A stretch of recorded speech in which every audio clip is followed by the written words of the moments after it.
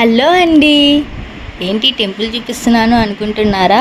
ఈరోజు మా స్కూటీకి పూజ చేయించడానికి తీసుకొచ్చామన్నమాట. సో అలాగే టెంపుల్ కూడా చూపిద్దామని ఒక చిన్న మినీ వ్లాగ్ చేశాను.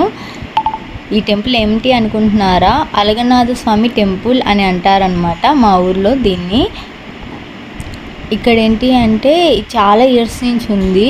నేను దీని గురించి ఇంతకుముందు పాత వ్లాగ్స్లో కూడా పెట్టాను, ఐ థింక్ పెట్టుంటాను, బట్ అంత వ్యూస్ రాలేదు. సో మళ్ళీ పెడుతున్నాను అనమాట. నీట్గా ఇప్పుడు ఇంకా మంచి క్లారిటీగా పెడుతున్నాను.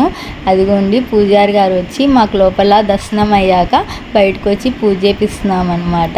ఇంతకుముందు స్కూటీకి కూడా ఈ స్వామి చేశారు. సో సెంటిమెంట్ కొద్దీ ఇక్కడికే వచ్చాము. మళ్ళీ చిన్నప్పుడు మెమరీస్ అన్నీ ఉంటాయన్నమాట. నాకు ఈ టెంపుల్ ఎట్లా ఆడుకునే వాళ్ళము బ్రహ్మోత్సవాలంటే వచ్చి ఫ్రెండ్స్, అసలు మనకు తెలిసిన పిల్లల తెలియని పిల్లలు ఎవరు ఉండేవాళ్ళు కాదనమాట. ఆ గుళ్ళోకి వస్తే అందరూ మన ఫ్రెండ్సే.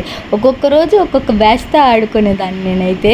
చాలా ఐ థింక్ నేను 6th వరకు వచ్చానమాట. ఇంక 7th నుంచి పబ్లిక్ ఎగ్జామ్స్ అది ఇది అని ఇంకా తగ్గిపోయింది రావటం. ఈ ఆవులు అట్లనే చూస్తానే ఉన్నాయి. సరేలే అని చెప్పి అటుకులు పెట్టామన్నమాట. ఇక్కడ ఆంజనేయ స్వామి, కృష్ణుడు, లక్ష్మీదేవి అందరూ ఉంటారనమాట.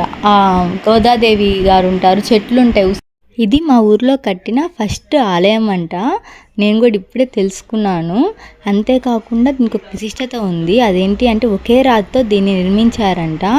అంతేకాకుండా ఈ స్వామి చాలా అందంగా ఉంటాడు కాబట్టి అలగనాథ స్వామి అంటారంట. ఈయన చేతిలో ఒక కర్ర ఉంటుంది.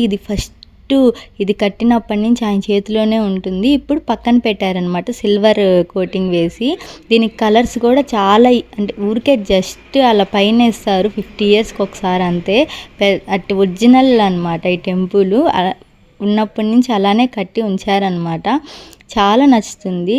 ఇక్కడికి వస్తే మాత్రం ఖచ్చితంగా విజిట్ చేయండి. మంచి చూడాల్సిన టెంపుల్.